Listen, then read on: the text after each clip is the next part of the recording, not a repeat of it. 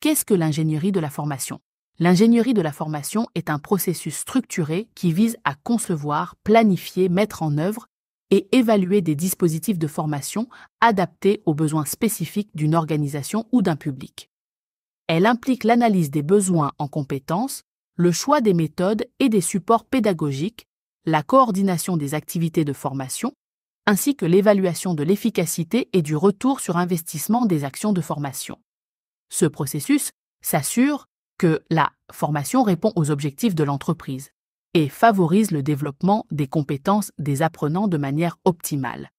Imaginez qu'une entreprise décide de former ses équipes sur un nouveau logiciel. L'ingénierie de la formation est le parcours étape par étape qui commence par une analyse approfondie des besoins, passe par le choix des dispositifs de formation et continue avec la mise en œuvre et l'évaluation finale. Ça permet de s'assurer que chaque formation délivre le bénéfice attendu. Ce processus repose sur 4 étapes essentielles: l'analyse des besoins, le choix des dispositifs de formation, l'animation et le pilotage du plan, et enfin l'évaluation. Voyons cela plus en détail. La première étape est l'analyse des besoins et la demande de formation. Dans cette première phase, vous allez analyser les besoins et le contexte de la formation. Cela implique de comprendre les compétences à développer et les lacunes à combler au sein de l'entreprise. Vous pouvez poser les bonnes questions en utilisant des outils comme des entretiens, des enquêtes et en travaillant avec la direction et les ressources humaines. Vous allez établir un diagnostic qui définit les objectifs et les attentes.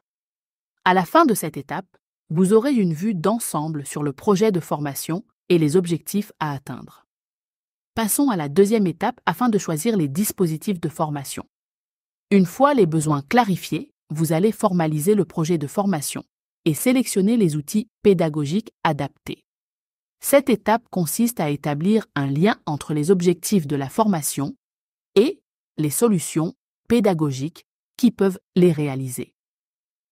Dans cette phase, en tant que responsable de formation, vous devez vous appuyer sur de nombreux outils, dont les catalogues de formation des OPCO, les référentiels de compétences, le cahier des charges, le budget prévisionnel, le plan de formation et tout type de documentation susceptible de vous apporter les informations nécessaires pour concevoir des dispositifs de formation.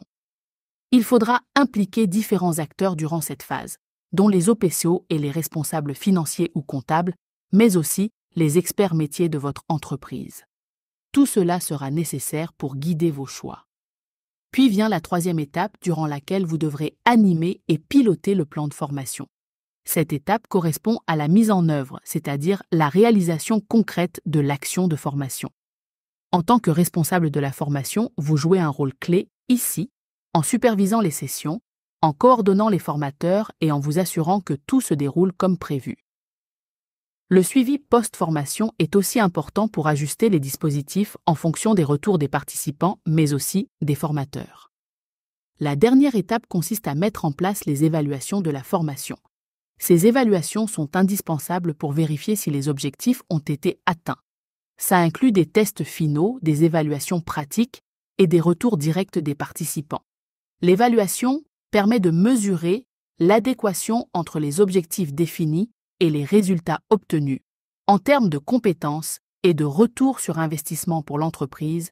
Grâce à cette analyse, vous pourrez ajuster et améliorer vos futures formations.